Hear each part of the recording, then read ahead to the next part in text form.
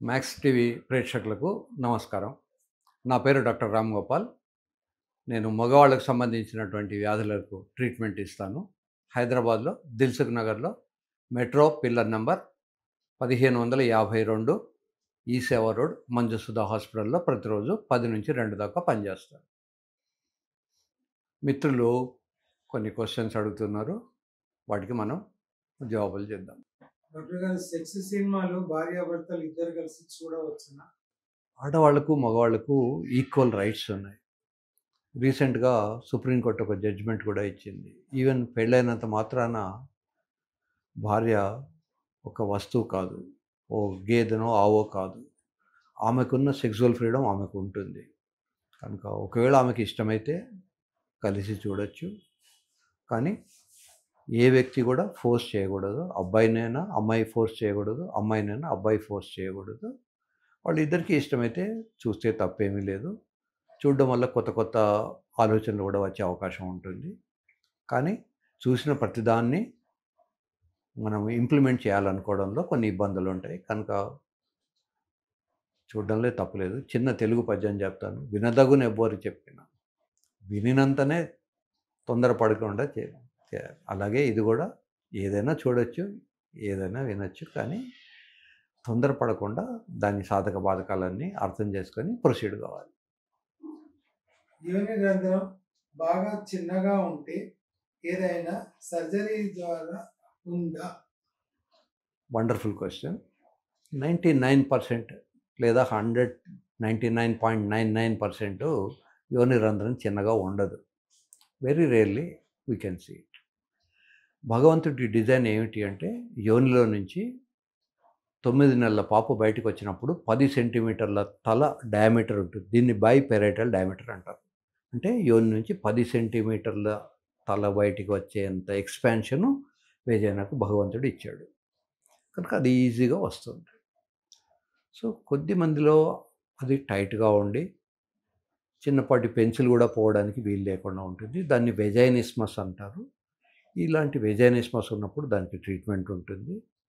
ఒకవేళ నిజంగానే అంతకుముందు ఏమైనా సర్జరీస్ కానీ లేదా భగవంతుడి సృష్టిలో కూడా అప్పుడప్పుడు చిన్న చిన్న ప్రాబ్లమ్స్ ఉంటాయి. ఫర్ ఎగ్జాంపుల్ ఒకడికి 6 వేళ్లతో పుట్టొచ్చు. అలాగే ఈ వెజైనా ఎవరికైనా చాలా స్టీనోజ్డ్‌గా చాలా చిన్నగా ఉంటే దాన్ని డెఫినెట్‌గా సర్జరీ లేకుండానే డైలేట్ చేయొచ్చు. మోడల్స్ ఉంటాయి. ప్లాస్టిక్ మోడల్ ఒకదాని తర్వాత ఒకటి పెద్ద సైజు పెడుతూ దాన్ని డైలేట్ చేయొచ్చు. అప్పటికీ అవసరం అనుకుంటే వెజైనోప్లాస్టీ అనే ఒక సర్జరీ ఉంటుంది. ఆ సర్జరీ చేసి దాన్ని బాగుపరచొచ్చు. ఈ వెజైనోప్లాస్టీతో పాటు హైమెనోప్లాస్టీ అని ఒక సర్జరీ ఉంది. ఒక్కొక్కసారి అమ్మాయిలు సెకండ్ మ్యారేజ్ చేసుకున్నప్పుడు మళ్ళీ మాకు వర్జిన్ లాగానే పోవాలి, మాకు ఆ కన్నెపొర కావాలి అని అడుగుతారు. లేదా ఆ సెకండ్ మ్యారేజ్ చేసుకోబోయే హస్బెండ్ వచ్చి అడుగుతాడు. మా ఆవిడకు ఆల్రెడీ ఒకసారి మ్యారేజ్ అయిపోయింది, పిల్లలు కూడా పుట్టారు. ఇప్పుడు నాకు I'm going to marry her, ఆమెకు కన్నెపొర కావాలి. అట్లాంటి కన్నెపొరని కూడా మనం తయారు చేయగలం. కనుక దాన్ని హైమెనోప్లాస్టీ అంటారు. ఒకవేళ వెజైనా చిన్నగా ఉంటే దాన్ని వెజైనోప్లాస్టీ చేసి పెద్దగా చేయొచ్చు. ఒకవేళ ఆల్రెడీ పిల్లలు సిజేరియన్ ద్వారా పుట్టినా ఒక్కొక్కసారి వెజైనా అంతా లూజ్ అవుతుంటుంది. లేదా కింద నుంచి వచ్చినట్టు లూజ్ అవుతుంది. అలా ఉన్నప్పుడు దాన్ని టైట్ కూడా చేయొచ్చు. అది కూడా దాని పేరు కూడా వెజైనోప్లాస్టీ అంటారు. ఫర్ ఎగ్జాంపుల్ ఒక పెద్ద గోనె సంచిలో ఒక మొక్కజొన్న కండెను మనం లోపలికి బయటికి అన్నప్పుడు ఆ గోనె సంచికి తగలని కూడా తగలదు. ఒక ఫీలింగ్ ఉండదు. సో అలాగే లూజ్‌గా ఉన్నప్పుడు కూడా అబ్బాయికి గానీ, అమ్మాయికి గానీ ఆ ఫీలింగ్ ఉండకపోవచ్చు. అటువంటప్పుడు వెజైనోప్లాస్టీ అనే సర్జరీ చేయడం ద్వారా అమ్మాయికి తగ్గించొచ్చు. ఒకవేళ అబ్బాయికి గనుక హార్డ్‌నెస్ లేకపోతే పీనల్ ఇంప్లాంట్ అనే సర్జరీ చేసి వాళ్లకు సంసారానికి యోగ్యత కలిగించొచ్చు. డాక్టర్ గారు, ఈ అంగం నుంచి యూరిన్ పోసేటప్పుడు మంట ఎందుకు వస్తుంది? అంగం నుంచి యూరిన్ వచ్చినప్పుడు భగవంతుడు యూరిను, వీర్యము వచ్చేందుకు ఒకటే దారి క్రియేట్ చేసి పెట్టాడు. ఈ యూరిన్‌లో రకరకాలైనటువంటి పస్ సెల్స్ ఉంటాయి. ఈ పస్ సెల్స్ గనుక సెమెన్‌తో కలిస్తే పిల్లలు పుట్టే అవకాశాలు తగ్గుతాయి. అందుకోసమని భగవంతుడు ఒక రకమైన యాసిడ్‌ను సీక్రెట్ చేస్తాడు. ఆ యాసిడ్ వచ్చిన తర్వాత సెమెన్ వస్తుంది. సో యాసిడ్ వల్ల కొద్దిపాటి మంట రావచ్చు. ఈ యాసిడ్ శరీరానికి డ్యామేజ్ చేయదు. ఎందుకంటే ఇది భగవంతుడి డిజైన్. ఇకపోతే ఏదైనా ఇన్ఫెక్షన్ ఉన్నప్పుడు మంట రావచ్చు. ముఖ్యంగా ఇన్ఫెక్షన్ ఉన్నప్పుడు మనకు యూరిన్ టెస్ట్ చేస్తే పస్సెల్స్ వస్తాయి. మన ఇండియాలో ట్యూబర్క్లోసిస్ అనే కండిషన్ వెరీ కామన్. ఈ ట్యూబర్క్లోసిస్ క్యారెక్టర్ ఏమిటి అంటే యూరిన్‌లో పస్సెల్స్ ఉంటాయి. కల్చర్ చేస్తే నెగెటివ్ వస్తుంది. సో, ఇట్లాంటి కండిషన్ ఉన్నప్పుడు వాళ్ళకు యాంటీ ట్యూబర్క్యులోస్ ట్రీట్మెంట్ ఇస్తే తగ్గిపోతుంది. సో, యాంటీ ట్యూబర్క్యులోస్ ట్రీట్మెంటు మనసులో పెట్టుకోవాలి. మూత్రంలో మంట వస్తున్నది అనుకున్నప్పుడు. లేదా కొద్దిమందికి స్ట్రిక్చర్ యూరెథ్రా అని ఉంటుంది. యూరిన్ వచ్చే గొట్టము మధ్యలో మూసుకుపోయి ఉంటుంది. అటువంటప్పుడు కూడా వాళ్ళకి మంటలు వగైరా రావచ్చు. షుగర్ మరియు బీపీ ఉన్న వారికి సెక్స్ సామర్థ్యం తగ్గుతుందా? యెస్, తగ్గుతుంది. కానీ సెక్స్ సామర్థ్యాన్ని షుగర్ ఉన్న వాళ్ళు కూడా ఎంజాయ్ చేయొచ్చు. అది ఇప్పుడున్న జనరేషన్ చాలా అదృష్టవంతులు. రకరకాలైనటువంటి మందులున్నాయి. రకరకాలైనటువంటి ఆపరేషన్స్ ఉన్నాయి. కనుక షుగర్ కానీ, బీపీ కానీ ఉన్నవాళ్ళు కూడా ఎంజాయ్ చేయడానికి సరి అయినటువంటి వైద్యం అవైలబుల్ ఉన్నది. అది కూడా సేఫ్. ఇదివరకు ఎలా అంటే హై బీపీ ఉన్నప్పుడు ఒకవేళ సెక్స్ చేస్తే బీపీ ఇంకా పెరిగి వాడికి పెరాలసిస్ రావడమో, చనిపోవడమో జరిగేది. ఇప్పుడు మంచి యాంటీ హైపర్టెన్సివ్ డ్రగ్స్ ఉన్నాయి. అలాగే ఎవరికైతే మందులు పెట్టడానికి వీల్లేదో, వయాగ్రా లాంటి మందులు ఇయ్యడానికి వీల్లేదో అట్లాంటి వాళ్ళకు ఇంప్లాంట్ సర్జరీ అనే ఒక సర్జరీ ఉంది. బట్ సమ్‌హౌ ఏదో ఒక పద్ధతిలో ప్రతి వ్యక్తి కూడా చచ్చేంత వరకు ఎంజాయ్ చేయడానికి అవకాశాలు చాలా చాలా ఉన్నాయి. రాత్రి నిద్రలో వీర్యం ఎక్కువగా పోవడానికి దేనికి సంకేతం? ఇండియాలో 12, 13 ఏళ్ల నుంచి కోరికలు మొదలవుతుంటాయి. అంగస్తంభన వస్తూ ఉంటుంది. శరీరంలో తయారయ్యే ప్రతి వస్తువు కూడా కొంత బయటికి వస్తూ ఉంటుంది. ఫర్ ఎగ్జాంపుల్ కళ్ళల్లో నీళ్ళు వస్తాయి, చర్మం నుంచి చెమట వస్తుంది, ఈ చంకలు లేదా యాక్సిల్లా నుంచి ఒక స్పెషల్గా వాసన వచ్చేటువంటి చెమట వస్తుంది, స్వెట్ వస్తుంది. It is a different sweat from other skin conditions. So మనిషి యూరిన్ పాస్ చేస్తాడు, పార్టీకి వెళ్తాడు. అలాగే అమ్మాయిలకు మంత్లీ సైకిల్స్ వస్తూ ఉంటాయి. శరీరం నుంచి బయటకు వస్తూ ఉంటుంది. మగవాళ్ళకు కూడా లోపల తయారైంది వస్తూ ఉంటుంది. ఒక తల్లి చాలా గంటలు కనుక పాపకు పాలు ఇవ్వకపోతే పాలు ఉబికి బయటికి వస్తాయి. సో దీనికి హిందీలో చక్కటి సెంటెన్స్ ఉంది. దూద్ ఉబల్కే నికల్తా హై అంటాడు. సీనే సే దూద్ ఉబల్కే నికల్తా హై. సో చాలా గంటలు కనుక పిల్లలకు పాలు ఇవ్వకపోతే పాలు వచ్చడం ఎంత సహజమో మగవాళ్ళకు కూడా వీర్యం బయటికి రావడం అనేది అంత సహజమైన విషయం. దీన్ని క్వాక్స్, చిన్న చిన్న డాక్టర్లు లేదా కొద్దిమంది రిలీజియస్ లీడర్సు ధాతు పోతుంది, ఒక చుక్క ధాతు పోయితే 800 రక్త కణాలు నాశనం అయిపోతాయి, ఇట్లాంటి పిచ్చి పిచ్చి అని చెప్పేసి భయపట్టి జనాల్ని మోసం చేసి డబ్బులు లాక్కుంటారు. కనుక ధాతు రావడం అనేది చాలా సహజమైన విషయం. దానికి ఏమి ట్రీట్మెంట్ అవసరం కూడా లేదు. So one should accept the nature. ఇప్పుడు చెమట వస్తుంది అనుకోండి, చెమటను ఆపేయడానికి ప్రయత్నం చేస్తాము. ఒక తల్లికి పాలు బయటకు వస్తున్నాయి అనుకోండి, ఆ పాలు సపరేట్ చేయడానికి ట్రై చేస్తాము. కళ్ళల్లో నీళ్ళు వస్తున్నాయి అనుకోండి, లేదా ముక్కులో చీమిడి వస్తుంది, నోట్లో సెలైవా వస్తుంది, వీటిని మనం ఆపం. మరి దీన్ని మాత్రం ఎందుకు ఆపాలి? కనుక దీన్ని సహజంగా యాక్సెప్ట్ చేయడం నేర్చుకోవాలి.